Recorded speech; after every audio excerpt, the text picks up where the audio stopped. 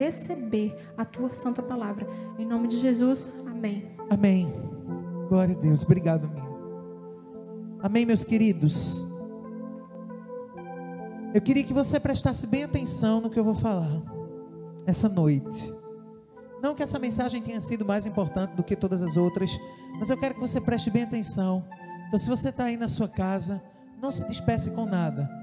Se possível for, fique sozinho. Você que está aqui no templo também, não fique disperso com o seu celular, nem nada do tipo. Preste atenção no que o Senhor tem para te dizer essa noite. Ontem, quando eu estava preparando essa mensagem, eu fiquei meio choroso. Gabi estava na minha frente e eu disse para ela, não, porque é pesado. E durante todo o mês de maio, gente, falamos sobre o Espírito Santo nessa série No Caminho de Pentecostes. Na primeira semana, deixa eu fazer uma recapitulação com você. Na primeira semana nós falamos sobre sobre a pessoa do Espírito Santo. Eu apresentei para você. Espera aí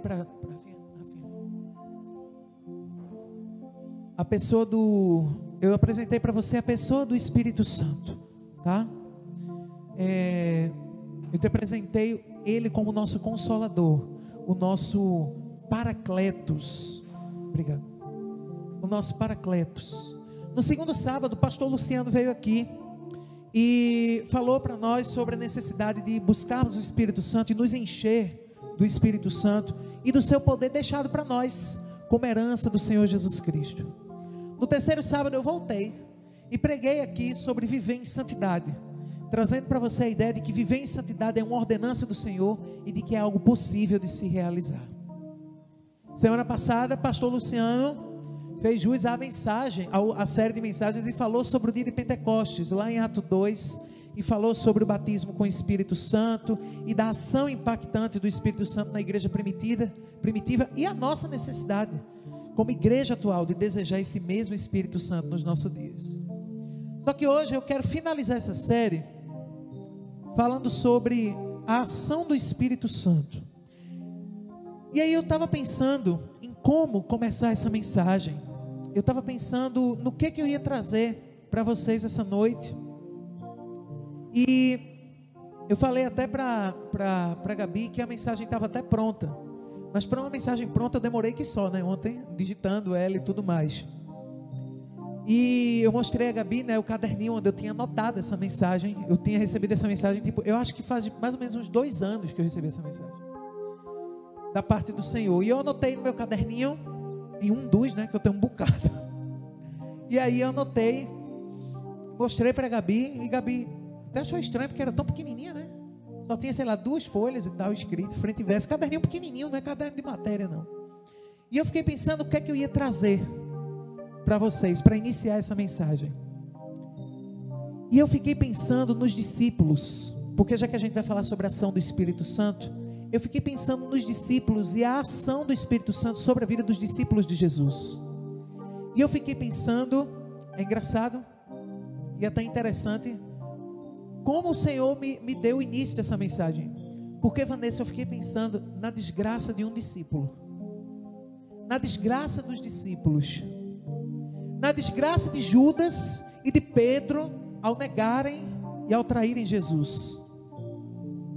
E depois da desgraça dos discípulos, como Pedro foi transformado. Eu fiquei pensando nos resultados da ação do Espírito Santo sobre as nossas vidas, analisando um pouco sobre a vida e as atitudes dos discípulos de Jesus, antes da descida do Espírito Santo e depois da descida. Eu até pensei em colocar o título dessa mensagem, antes do Espírito Santo e depois do Espírito Santo, mas aí ia ficar muita cara AC/DC, né?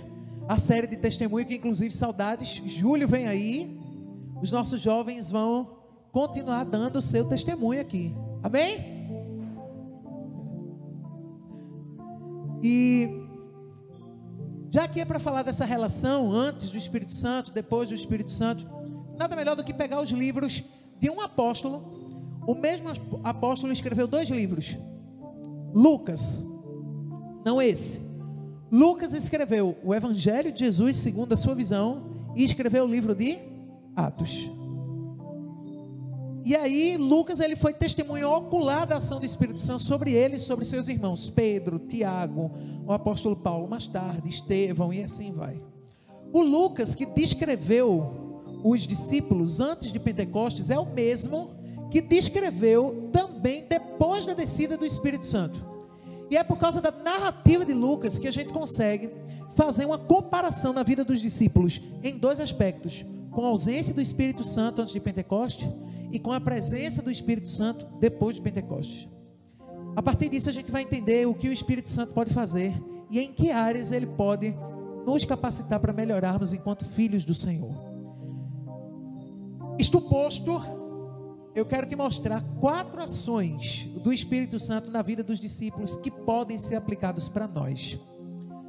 Nós vamos usar apenas um texto como base. Eu quero que você abra sua Bíblia no Evangelho de Lucas, no capítulo 22. Eu quero que você abra sua Bíblia no Evangelho de Jesus, conforme escreveu Lucas, no capítulo de número 22. Os discípulos eram uma desgraça. Lucas 22. Antes do Espírito Santo era triste. Mas eu quero que você vá direto ao versículo 24. E vamos até o 27. Lucas 22, do 24 ao 27. Diz assim a palavra do amado: surgiu também entre eles uma discussão acerca de qual deles era considerado o maior. Jesus lhes disse: os reis das nações dominam sobre elas, e os que exercem autoridade sobre elas são chamados de benfeitores. Mas vocês não serão assim. Pelo contrário, o maior entre vocês deverá ser como o mais jovem, e aquele que governa como o que serve. Pois quem é maior? O que está à mesa ou o que está servindo? Não é o que está à mesa?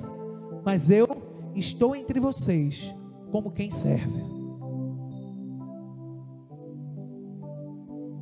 O contexto dessa passagem bíblica é justamente na última ceia. Se você voltar no capítulo anterior, versículos anteriores que diga desse mesmo capítulo, você vai ver que é o momento da última ceia de Jesus com seus discípulos. Quando eu li esse texto pela primeira vez na minha vida, eu fiquei pensando: mas será possível? Isso é hora, o homem disse que ia morrer e tudo mais, isso é hora dessa galera tá discutindo besteira, perguntando quem entre eles viria a ser o maior. Jesus já havia dito que ia embora, que ia ser traído, e eles ainda estão discutindo sobre isso. Eu ficava pensando, né? Antes de Pentecostes, os discípulos de Jesus, eles viviam em eterna competição. Diga aí, competição. Eles estavam fadados à comparação. Diga, comparação. E eles também estavam fadados à inveja. Diga, inveja. Competição, comparação e inveja. Olha o que contextualizava a vida dos discípulos de papai. Por isso é que eles estavam tendo essa discussão de quem ia ser maior, Vanessa. E muitas vezes tem sido assim com a gente. A gente quer ser maior e melhor do que o nosso próximo. A gente acaba se considerando como superior, alimentando o nosso orgulho, o nosso ego, nossa soberba. Mas Jesus ensinou aos seus discípulos quem de fato era maior no seu reino. Não é aquele que manda, é aquele que serve. É aquele que cede. É aquele que quando bate um lado da cara vira outra. É aquele que cede a túnica, mas também dá a capa. É aquele que quando chama ele para andar uma légua, ele anda 2. Aquele que serve é o maior no reino de Jesus. E às vezes eu fico me perguntando, eu vou te dizer uma coisa. Não é puxando sardinha para o meu lado não, mas não é fácil ser líder. Não é fácil ter que lidar com um bocado de gente completamente diferente. Não é fácil ter que cuidar de muitas pessoas, de muitos de vocês, de vocês. Não é fácil. De estar lá, de perguntar e tudo mais. Não é fácil. De saber como está, de como as coisas estão. Não é fácil. Existe uma responsabilidade. Eu não digo peso, porque o Senhor não nos dá peso. Porque o fardo do Senhor é leve. Mas existe uma responsabilidade gigantesca. Tem dias que eu e Gabi fica quebrando a cabeça, né? Dizendo, e agora o que é que a gente vai fazer? Em situação tal, em caso tal, a gente não tem o que fazer. A gente precisa correr, buscar ajuda de pastores, orar, jejuar, sei lá, porque existe. E eu fico pensando, olha gente, faz 14 anos que eu entreguei minha vida para Jesus. Dentro desses 14 anos, 12 eu trabalho como líder de adolescentes e jovens. Eu tenho uma caminhadazinha pela frente já, de liderança, e eu vou te dizer, eu ficava impressionado, e fico até hoje, como existe liderança que acha que precisa mandar. Eu estava até tendo uma conversa com o Felipe esses dias, e assim, enquanto líder, eu tenho certeza que você sabe disso, você que é daqui da JNI, eu não sou um líder fechado, eu converso, eu escuto, eu aconselho, quando tem que descer a lapada eu desço, eu amo, eu abraço, mas enquanto músico eu sou meio chato, né Felipe? Oh meu Deus, enquanto músico eu sou bem chato, mas eu estava dizendo a Felipe, olha, eu músico sou uma coisa, mas eu líder é outra completamente diferente, e eu ficava pensando esse tempo todo, durante esses 12 anos de liderança, não aqui na igreja do Nazareno, mas outra igreja que eu fazia parte, eu ficava pensando, meu Deus, por que a galera acha que para ser líder você precisa mandar? Eu vou mandar na vida dos outros agora. Gente, não é assim. Jesus está dizendo aqui, os reis das nações dominam sobre elas e são bem vistos, mas vocês não. O líder é aquele que serve. O líder não é aquele que fala, é aquele que dá o exemplo e arrasta. E eu estou dizendo isso para você porque todos nós somos líderes em potencial. Jesus não nos criou, Deus não nos criou para a gente ficar sentado na cadeira da igreja. Nós somos líderes em potencial. Precisamos ser treinados, precisamos ser potencializados, nós precisamos percorrer essa jornada de liderança, porque como ouvirão se não há quem pregue? Como pregar se ninguém se dispõe aí? O grande dilema de Deus, como é que a gente vai resolver esse dilema se a gente não treinar o nosso espírito de liderança? Todos nós temos isso dentro de nós, direto ou indiretamente. E quando eu falo direto ou indiretamente, até você que trabalha muitas vezes nos bastidores orando, você exerce posição de liderança sobre aqueles que você está ministrando, que você está orando. Então o líder é aquele que serve, o líder é aquele que cede. Existe um jargão que diz que o caráter do crente é formado em comunidade. É porque não tem como você ser crente e viver sozinho, não. Tem uma galera aí que é a geração dos desigrejados, vocês já viram? Não, eu sou crente, mas não vou para a igreja não, porque eu não gosto da igreja. Como é? Eu sou igreja.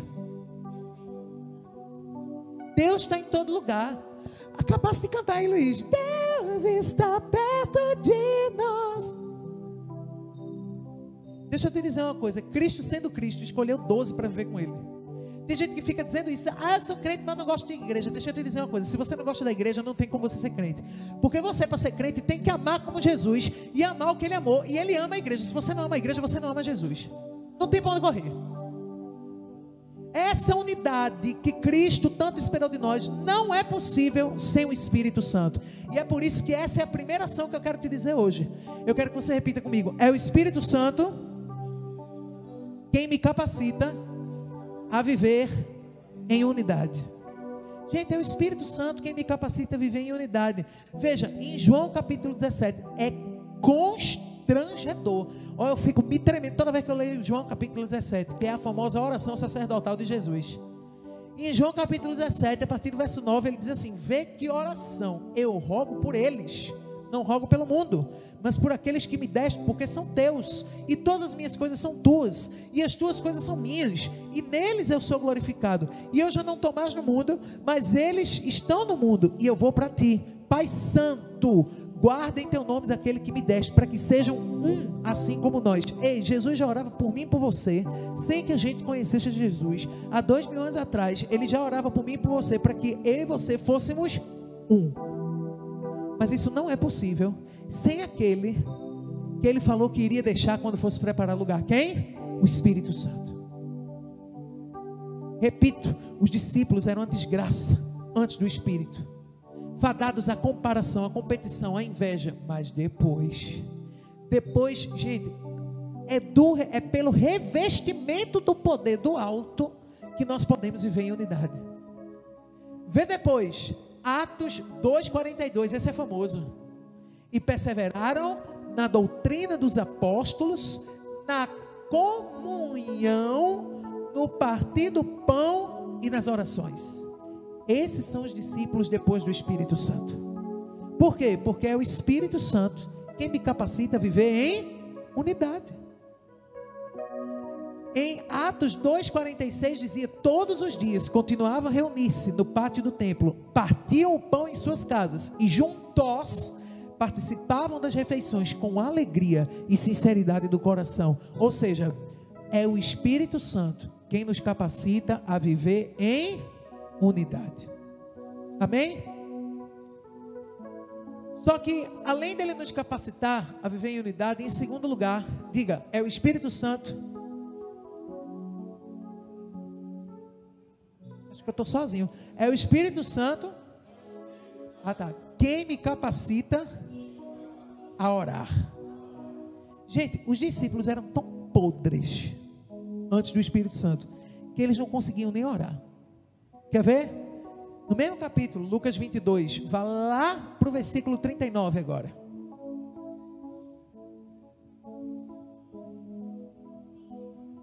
Eu estou falando com o pessoal aqui do suporte e do louvor, tá, gente, que está aqui. Somos em 10 hoje. Para depois, né, não sair dizendo: olha, estão desobedecendo ao decreto do governador. É, minha santa, Lucas 22, a partir do 39, diz assim: como de costume, Jesus foi para o Monte das Oliveiras, e os seus discípulos o seguiram. Chegando ao lugar, ele lhes disse: orem, para que vocês não caiam em tentação. Ele se afastou deles a uma pequena distância, ajoelhou-se e começou a orar: Pai, se queres, afasta de mim este cálice, contudo, não seja feita a minha vontade, mas a tua. Apareceu-lhe então um anjo do céu que o fortalecia. Estando angustiado, ele orou ainda mais intensamente, e o seu suor era como gotas de sangue que caíam no chão. Quando se levantou da oração e voltou aos discípulos, encontrou-os como? Como é que eles estavam? Dormindo, dominados pela tristeza. Por que vocês estão dormindo? Perguntou Jesus. Levantem-se e orem, para que vocês não caiam em tentação. Rapaz, essa mesma passagem Mateus escreve.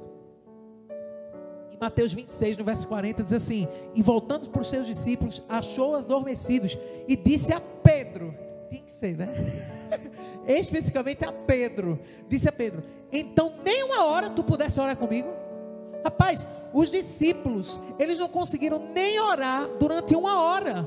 E eu não estou falando somente orar aqui não, eu estou falando de vigiar Jesus, porque Jesus sabia que iria ser pego. Eles não conseguiam vigiar nem por uma hora o mestre que estava orando, angustiado, derramando gota de sangue, de tanta angústia, de tanta tristeza que estava. E aí eu pergunto: o que é que nós temos de diferente de Pedro? Muitas vezes a gente acha que 20, 30 minutos na presença de Jesus já é muito. Muitas vezes a gente acha que a gente não tem uma hora, mas a gente tem outra hora para fazer qualquer outra coisa. A gente tem uma hora para jogar, a gente tem uma hora para assistir série, a gente tem uma hora para ler um livro, a gente tem uma hora, mas a gente não tem uma hora para ler a Bíblia. A gente não tem uma hora para parar na presença do Espírito Santo. E eu estou falando assim, a começar por mim. A lapada veio primeiro para mim, por isso que ontem eu estava dizendo a Gabi, é pesado. Mas eu vou te dizer, dura esta palavra, porém, ela é verdadeira e a verdade nos liberta. E vou te dizer uma coisa, se para você uma hora é muito na presença de Jesus, deixa eu te lembrar que ele passou 3 pendurado numa cruz por sua causa. E pela minha. Porque eu não saio do cesto não. Eu não estou fora do balaio não. 3 horas. Só a pino. Tu. Pregado numa cruz. E você achando que uma hora é muito. Uma hora do seu dia. 30 minutos do seu dia. 40 minutos do seu dia. Não importa. É você parar na presença. É você buscar o Espírito Santo. É você orar.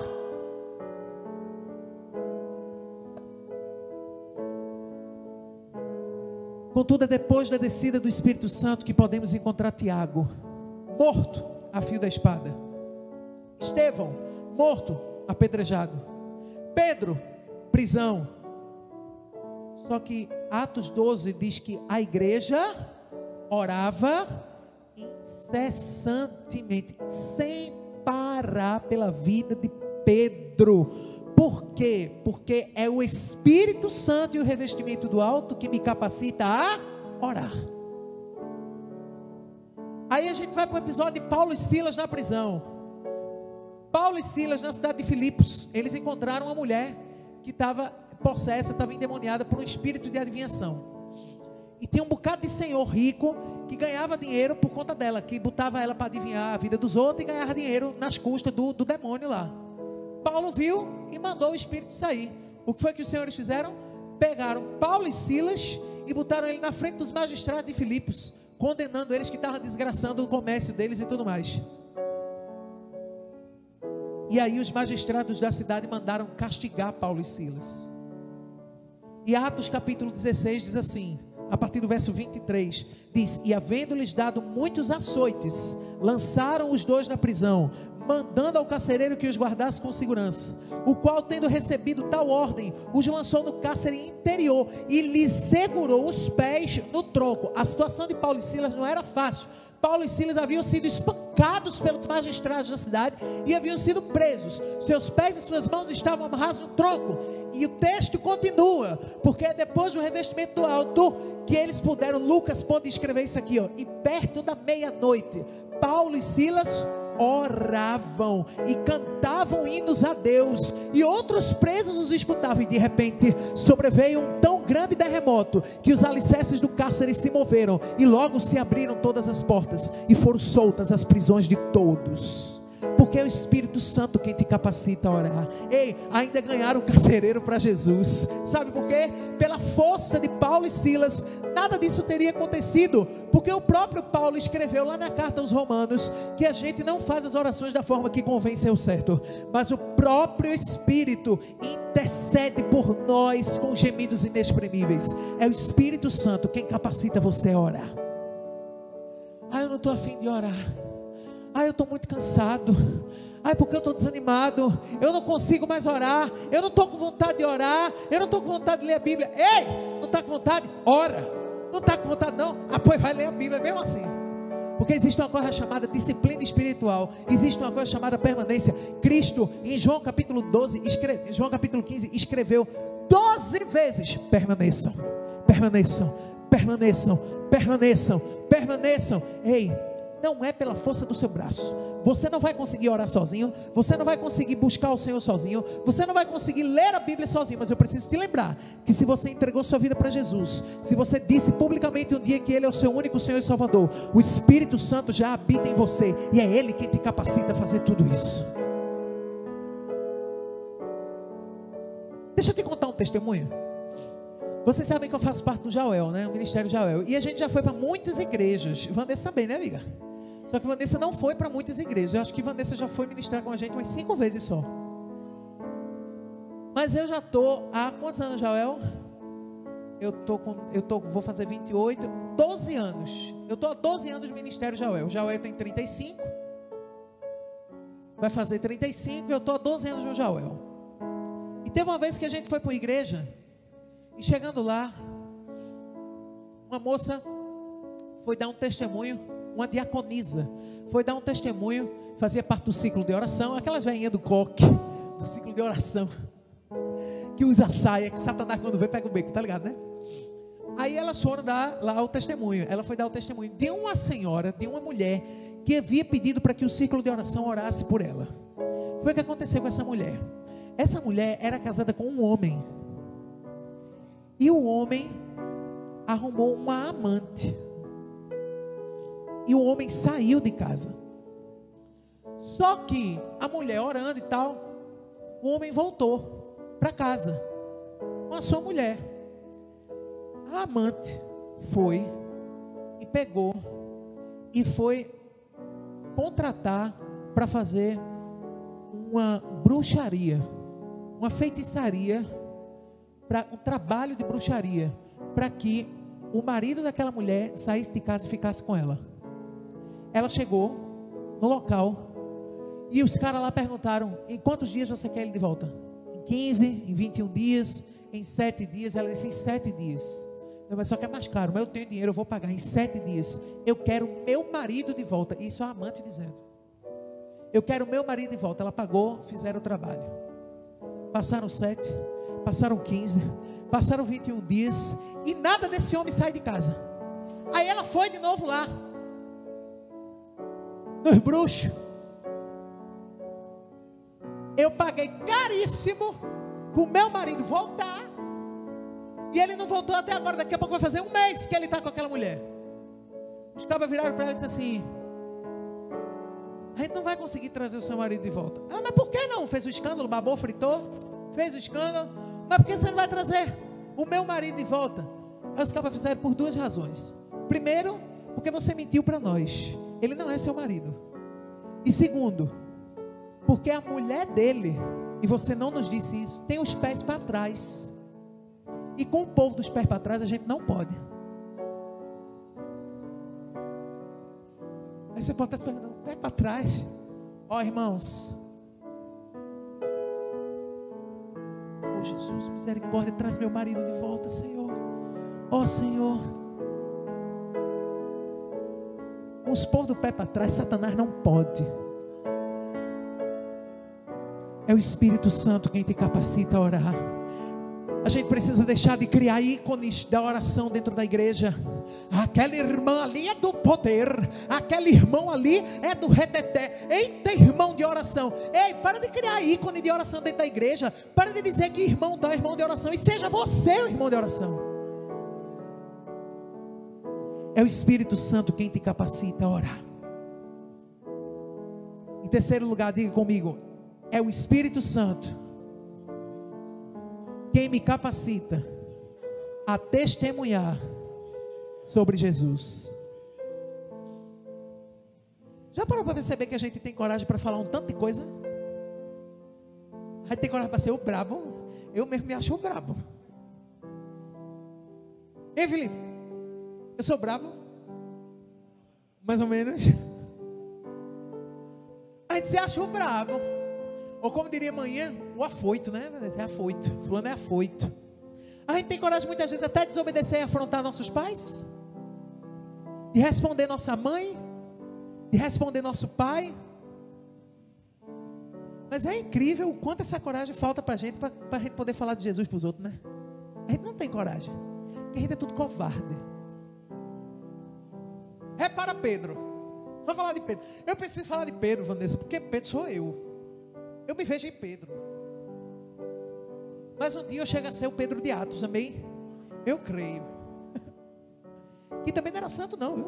Fazia besteira. Paulo foi lá e repreendeu ele na cara em Antioquia. Não sei se você lembra disso. Repara Pedro. Aquela pala todinha. Pedro era paloso. Olha, rapaz, Pedro tinha uma pala para derrubar avião. Quando Jesus disse que eu vou ser entregue aos homens, eu vou morrer, e pipipipopopó, Pedro mesmo subiu na cama: não, que é isso? Eu estou disposto a ir contigo até a morte. Não, Senhor, Tu és o Cristo, o Filho do Deus vivo, nada pode parar o Senhor, e se vier parar, a gente está pronto para morrer contigo, a gente está pronto para bater de frente com os caras. Se os caras vier, é tudo nosso, e o que não for, nós toma. Isso é linguagem de Luiz Henrique, tá certo? É a tradução livre. Depois ainda no Getsemane, nesse mesmo capítulo que a gente viu, os cabas chegou lá, os soldados, o que foi que Pedro fez? Arrancou a orelha do rapaz, porque ele é brabo. Mas na hora de confirmar se ele conhecia Jesus, o bicho pegou, né? Ei, somente o Espírito Santo é capaz de retirar o medo, é capaz de retirar a timidez, é capaz de retirar a vergonha, é capaz de retirar a sua covardia. E é o Espírito Santo capaz de te dar coragem e intrepidez para falar de Jesus. Talvez você viva em um ambiente que não dá para você falar de Jesus. Deixa eu te dizer, dá sim. Deixa de ser caba safado e caba safada, dá sim. Sabe por quê? Porque o Espírito Santo habita em você. Então dá. Dá para eu falar de Jesus sim na escola. Dá para falar de Jesus sim dentro da minha casa. Dá para falar de Jesus sim no meio da rua. Quando tem um pedido, dizer assim, fazer que nem Pedro, olha, eu não tenho nem ouro, eu tenho prata, nem mal que eu tenho que te dou, toma aqui, vamos orar. Deixa eu orar por sua vida. A gente tem sim como dizer, e tem sim como fazer. Não, porque eu tenho medo de ser excluído, não sei o que. Rapaz, não importa o que vai acontecer contigo aqui na terra não, porque teu galardão é no céu. Tu precisa lembrar que tu é estrangeiro em terra estranha, deixa de ser besta. Tu tens o Espírito Santo dentro de tu. E esse mesmo Espírito Santo, o apóstolo Paulo escreve para Timóteo. Timóteo novinho, pronto para virar pastor lá na Ásia Menor, morrendo de medo de virar pastor. Timóteo parecendo eu. Aí Paulo chegou para ele e falou assim: ei, não foi com espírito de covardia que tu fosse ungido, foi espírito de intrepidez, de ousadia e de equilíbrio. Que espírito é esse? Hein? Que espírito é esse? É o Espírito Santo. Hein, soldado? Hein? Ei, antes do Espírito Santo, os discípulos não conseguiam testemunhar e nem agir em nome e em favor de Jesus. Repara, mesmo Lucas 22. Agora vai lá para o verso 54. Vai lá. Lucas 22, verso 5, 4. Diz assim a palavra do amado. Amém? Então, prendendo, levaram-no para a casa do sumo sacerdote. Pedro seguia à distância. Mas quando acenderam um fogo no meio do pátio e se sentaram ao redor dele, Pedro sentou-se com eles. Uma criada o viu sentado ali à luz do fogo, olhou fixamente para ele e disse: esse homem estava com ele.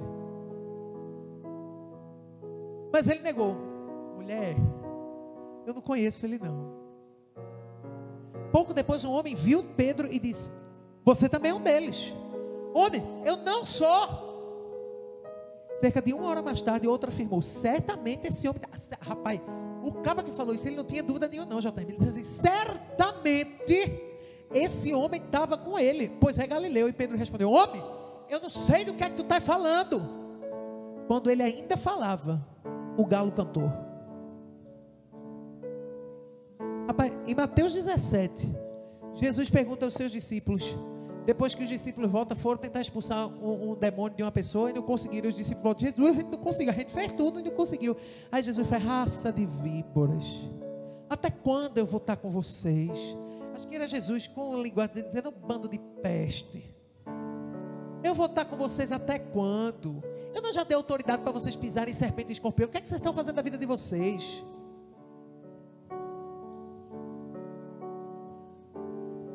Ou seja, sem Jesus, sem o Espírito, nós somos covardes. Mas depois da descida do Espírito Santo, Atos capítulo 5, verso 40, chamaram os apóstolos e mandaram açoitá-los. Depois ordenaram-lhes que não falassem em nome de Jesus e os deixaram sair em liberdade. Os apóstolos saíram do sinédrio,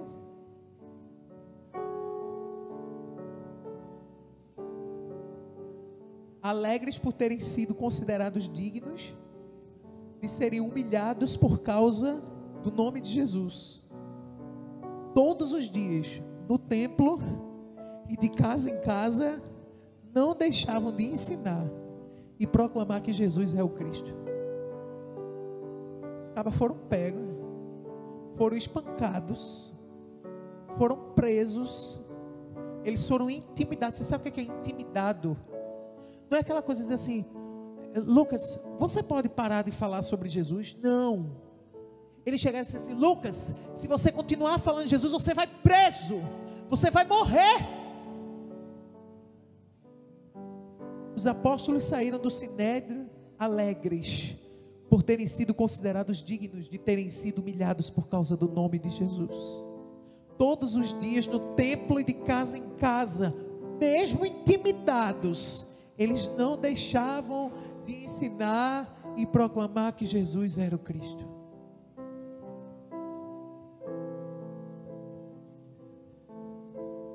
Existe um livro de literatura, um livro de ficção, que depois da Bíblia, ele é o livro de ficção, na área de ficção, mais vendido no mundo todo. O Peregrino. Não sei se vocês já ouviram falar, ou se vocês já leram, tiveram a oportunidade de ler. Mas O Peregrino foi escrito pelo britânico John Bunyan. E John Bunyan, na época que escreveu, existia uma perseguição na Inglaterra por conta de questões políticas de católicos contra protestantes. E John Bunyan, por pregar o nome de Jesus, foi preso.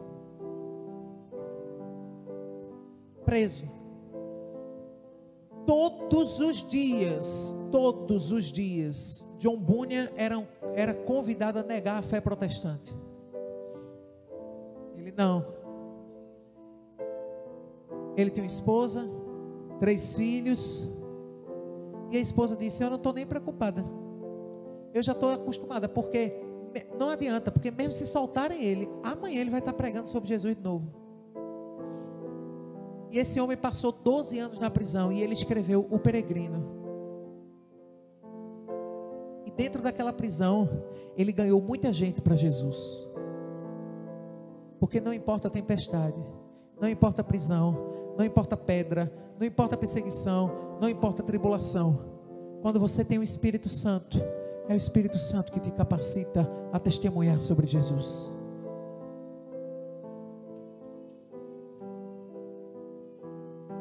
Em quarto e último lugar, você pode dizer: é o Espírito Santo quem me capacita a não negar Jesus. Antes do revestimento do poder do Espírito Santo,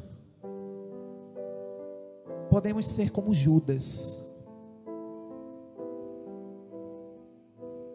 Podemos ser como Judas. Podemos ser enganados pelos grandes, pelos poderosos. Judas era assim. Ele queria estar no meio de gente poderosa. Ele queria estar no meio de gente grande. Talvez por conta do próprio Satanás já influenciando ele. Talvez por conta do contato que ele tinha com o dinheiro do ministério de Jesus, porque ele era tesoureiro do ministério de Jesus. A gente pode querer estar no meio dos grandes, dos poderosos, das pessoas com forte influência. E como Judas, de forma muito sutil, a gente pode negar e trair Jesus. Em Lucas 22, no verso 6, diz que Judas estava esperando uma oportunidade para entregar Jesus quando a multidão não estivesse presente. Deixa eu te dizer, Judas não entregou Jesus no meio de todo mundo, não. Judas entregou, negou, traiu Jesus sutilmente, sem ninguém ver. Só ele, Satanás e os doutores da lei. Não, eu não traí Jesus. Quantas vezes sutilmente, sem ninguém ver, você traiu Jesus?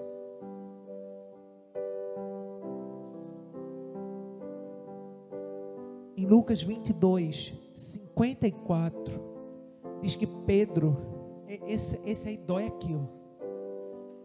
Nossa, que quando ano passado, na série Tetelestai, em julho do ano passado, eu trouxe a mensagem justamente sobre Pedro.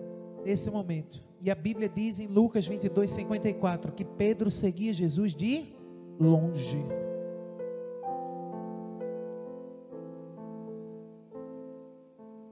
Em Lucas 22 também, no verso 62, diz que Pedro, depois de ter negado e dito coisas absurdas de Jesus: não, eu não conheço esse homem para mim é desconhecido, depois de ter blasfemado, depois de ter negado que conhecia Jesus, diz que Pedro chorou amargamente. Certamente ele chorou porque ele reconhecia que Jesus era o Senhor dos senhores, mas ele o negou como Judas fez. Lá no Evangelho de Marcos, capítulo 14, versículo 15, diz que todos abandonaram Jesus. Antes do Espírito Santo e do revestimento do seu poder, não conseguimos defender Jesus. E muitas vezes somos como Judas e como Pedro em nossas atitudes, matando Jesus com nossas palavras, matando Jesus com nossas atitudes, com a negação da nossa fé, através das nossas atitudes, só para ser aceito num meio social específico. Só que depois da descida do Espírito Santo, em Atos, vemos tantas descrições de como esses discípulos, depois do revestimento do Espírito Santo, foram mortos por causa do nome de Jesus.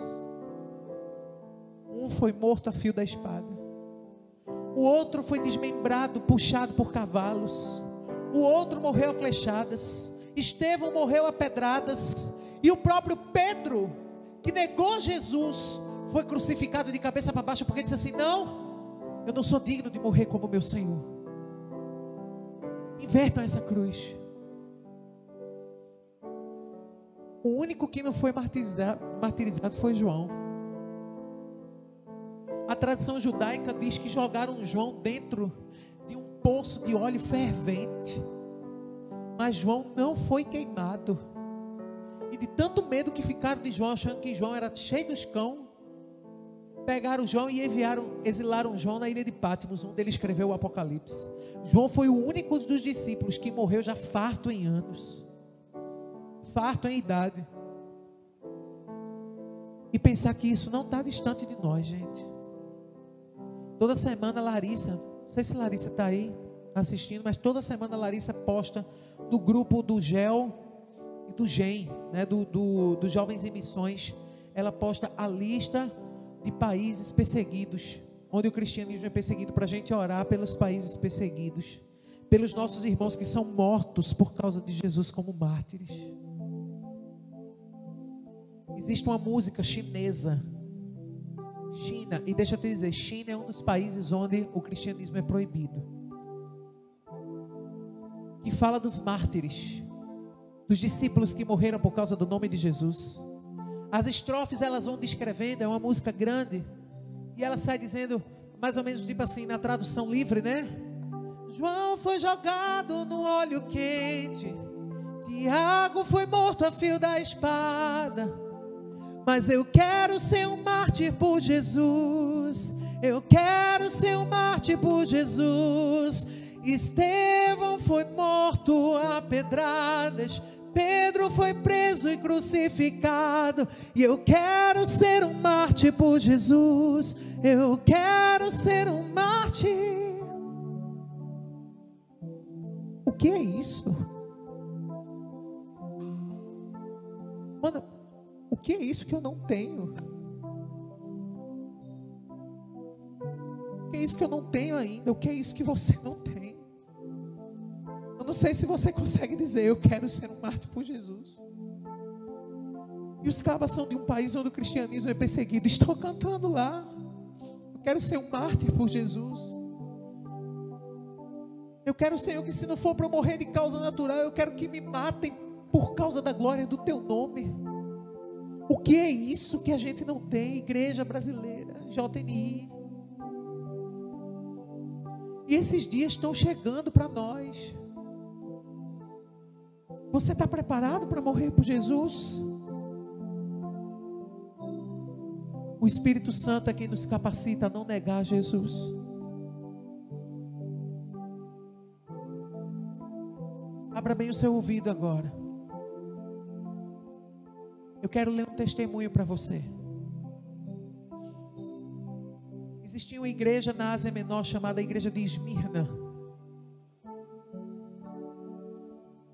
E o bispo da igreja de Esmirna chamava-se Policarpo, do século I depois de Cristo. Na época em que o Império Romano perseguia a igreja de Jesus, a igreja primitiva, a igreja de Atos. Esse testemunho está contido num livro chamado Patrística, Padres Apostólicos. Naquela época não existia igreja protestante, era só a igreja católica. Vamos aprender com os nossos pais. Preste bem atenção, escute. Numa sexta-feira, pela hora da ceia, guardas e cavaleiros armados, como de costume, tomaram consigo o escravo e partiram, como se estivessem perseguindo um bandido. Chegando pela noite, encontraram-no deitado num pequeno quarto do piso superior. Ele ainda podia fugir dali para outro lugar, mas não quis e disse: seja feita a vontade de Deus. Ouvindo que tinham chegado, ele desceu e conversou com eles, que ficaram espantados com a sua idade venerada, com sua calma e com tanta preocupação por capturar um homem tão velho. Ele imediatamente mandou que lhes dessem de comer e beber à vontade e pediu que lhe concedessem 1 hora para rezar tranquilamente.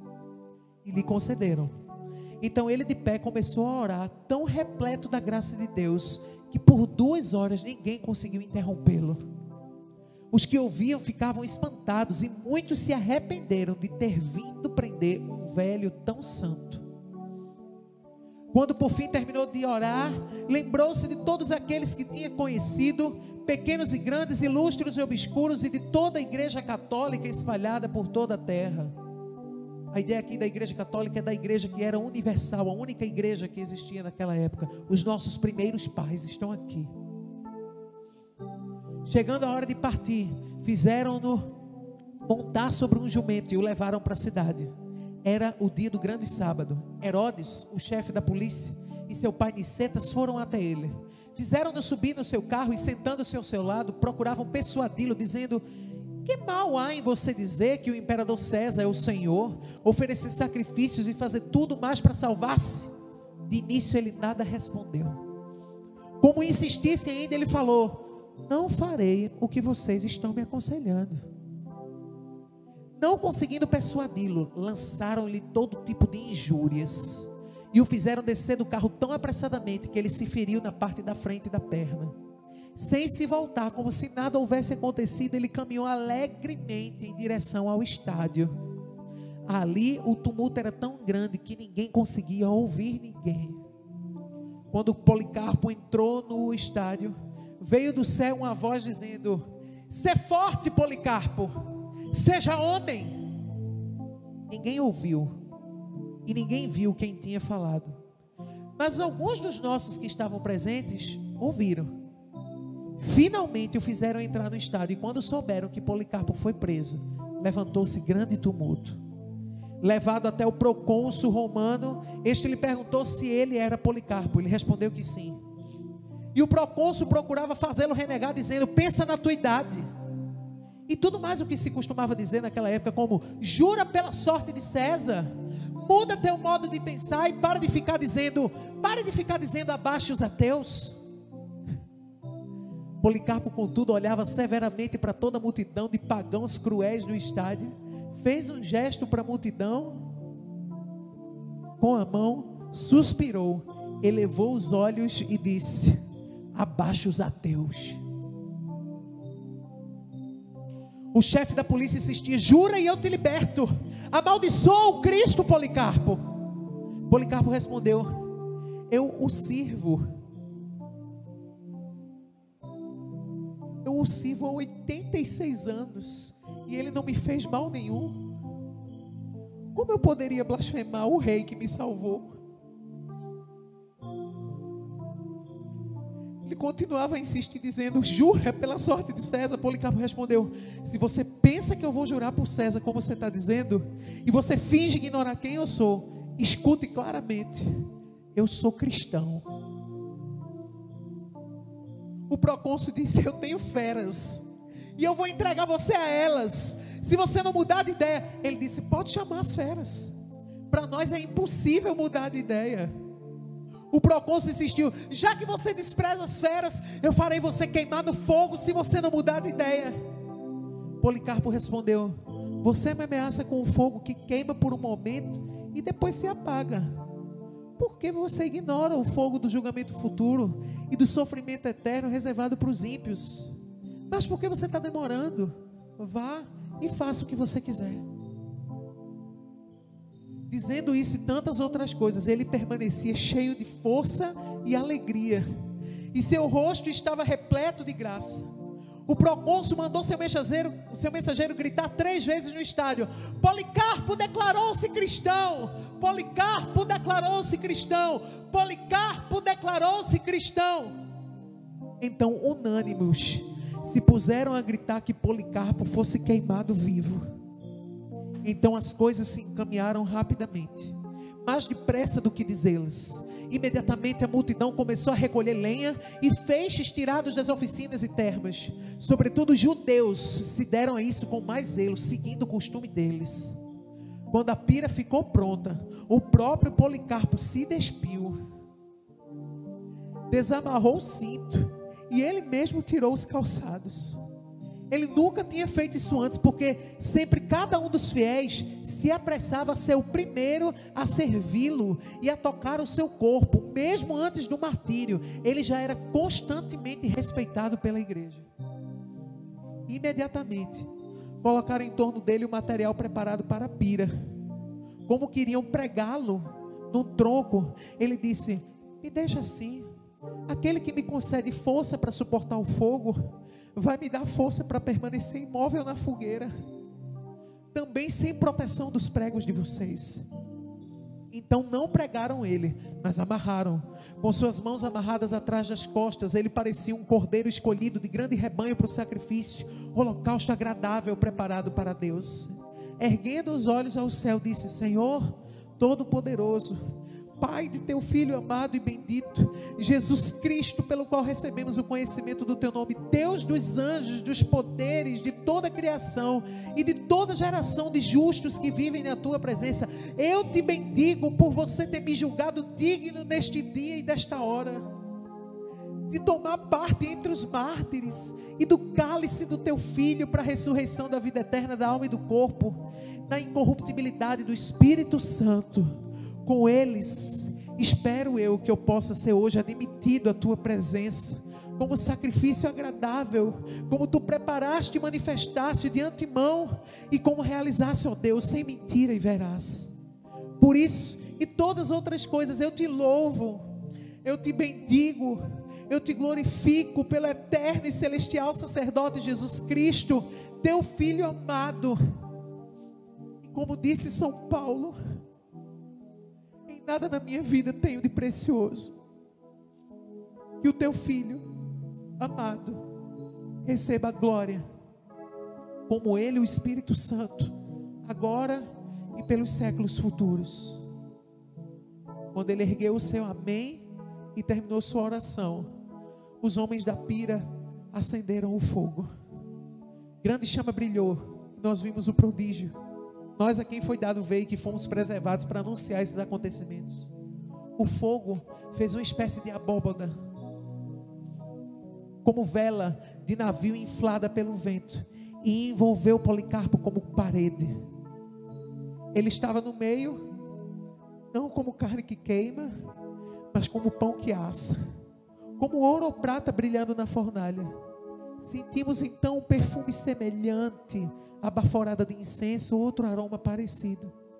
Por fim, vendo que o fogo não podia consumir Policarpo, os ímpios ordenaram ao carrasco que fosse dar o golpe de misericórdia com um punhal.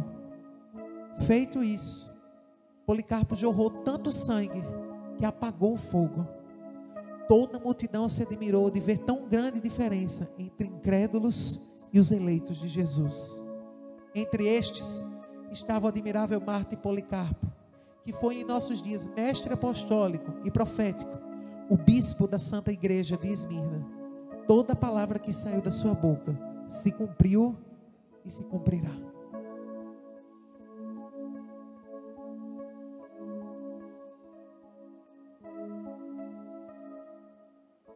O que é isso que eu e você não temos?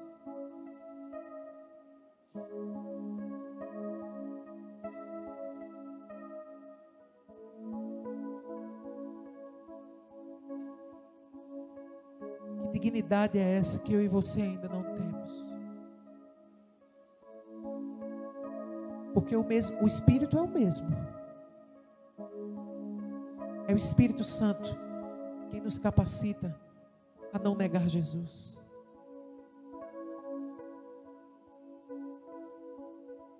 Hoje é noite de você mudar a sua vida. Outra vez eu vi uma pregadora, pastora Helena Tanuri, dizendo: é impossível você conhecer a graça, viver por causa dela e continuar sem mudança. Não é possível que a partir de hoje você ainda vai continuar sem buscar o Espírito Santo. Não é possível que você vai ser aquele jovem que Salomão escreveu lá em Eclesiastes: juventude, toma cuidado, porque os dias maus virão. E você vai olhar para trás e dizer assim: nesses dias eu não tenho contentamento nenhum com eles. Os dias maus chegaram a Policarpo, e o testemunho dizia que a alegria dele, a graça que ele tinha, impressionava a todos ao seu redor, no meio de uma fogueira que não conseguia queimá-lo. O Espírito é o mesmo. O Espírito é o mesmo que foi derramado no dia de Pentecostes. O Espírito Santo é o mesmo que foi deixado aos discípulos por Jesus. É o mesmo. E o que é isso que nós não temos? Não é possível que você continue sem buscar Jesus. Não é possível que você queira jogar sua vida fora sem ser dessa forma. Será que você está preparado a fazer uma oração? Senhor, se não for para eu morrer de causa natural, que a minha morte sirva para a tua glória. Será que você está preparado e preparada para fazer esse tipo de oração? Busque, encha-se, ore, testemunhe, não negue. O Espírito Santo é o mesmo. Ele está disposto a encher você.